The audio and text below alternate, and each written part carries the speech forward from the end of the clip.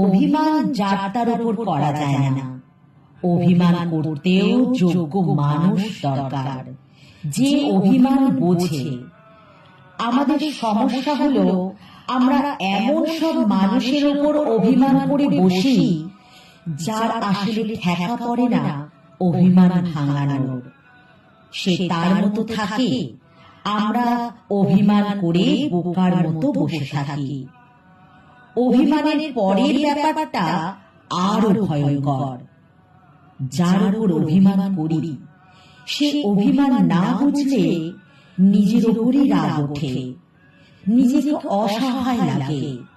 এই ফিলিংসটা খুবই বাজে, কারণ সে চিৎকার করে কাঁদতেও পারে না, আর কষ্ট কাউকে বোঝাতেও পারে না। শুধুই মৃদু হাসির আড়ালে চোখের জল লুকিয়ে রাখে।